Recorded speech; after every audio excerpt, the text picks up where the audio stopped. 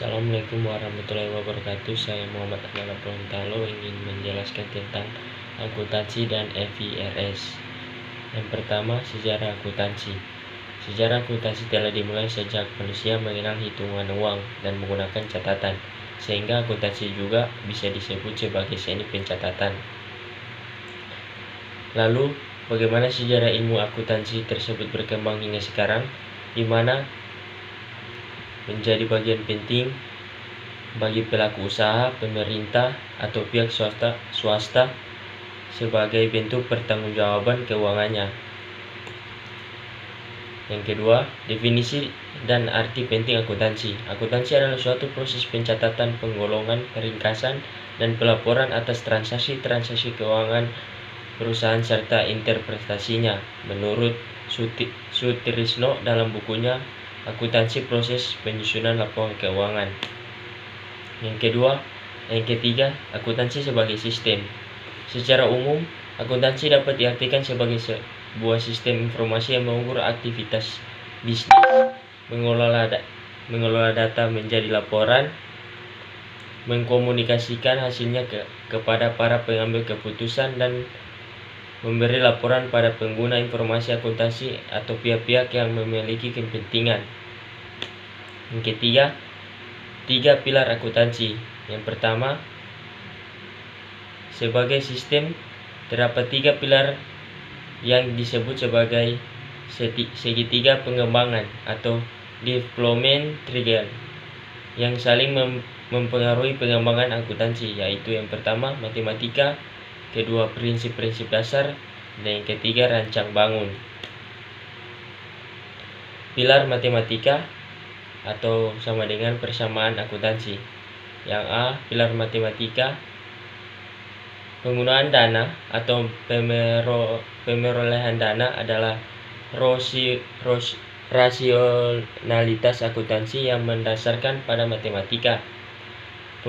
Penggunaan dana dapat berubah aset atau lazim dikenal sebagai aktiva atau harta yang dikuasai, biaya yang dikeluarkan, dan pengambilan ekuitas ke pemilik.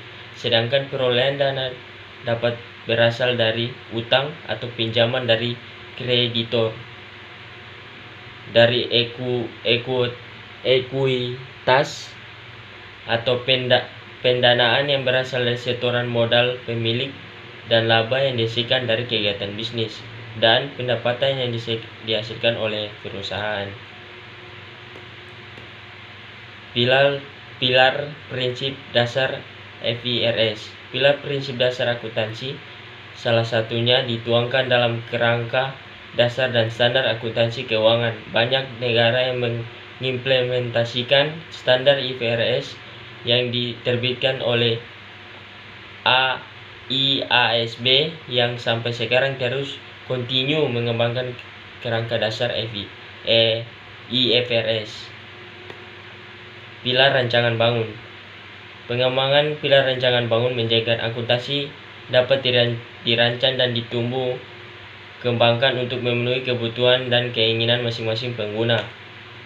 Siklus akuntansi atau gambaran umum berdasarkan tahap-tahap yang merupakan urutan proses sistematis. Akuntansi keuangan terdiri dari 3 tahap, yaitu yang pertama, tahap penyiapan transaksi. Tahap ini meliputi fungsi pengidentifikasian, pengukuran transaksi, dan pendokumentasikan transaksi. Yang kedua, tahap pencatatan transaksi. Tahap ini berupa aktivitas pencatatan yang meliputi fungsi utama perjunalan dan pemindahan bukuan. Dan yang terakhir, tahap penyajian informasi. Tahap ini penguputan meliputi rangkaian aktivitas untuk menyajikan informasi keuangan.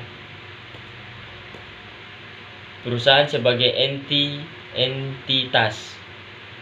Akuntansi menyajikan informasi keuangan di berbagai entitas, termasuk entitas bisnis. Entitas bisnis dapat berupa toko buku, restoran, pabrik semen, lembaga konsultan. Entitas bisnis lazim disebut sebagai perusahaan, firm, atau company, yaitu yang menjalankan bisnis yang memperoleh laba sebagai berikut. Yang pertama, perusahaan jasa, perusahaan dagang, dan perusahaan manufaktur. Dan yang terakhir, ragam profesi di bidang akuntansi. Yang pertama, penyusunan laporan keuangan. Kedua, analisis laporan keuangan. Yang ketiga, auditor. Yang keempat, manajer keuangan. Yang kelima, pengembangan sistem informasi. Dan yang keenam, pendidik. Sekian dari saya. Wassalamualaikum warahmatullahi wabarakatuh.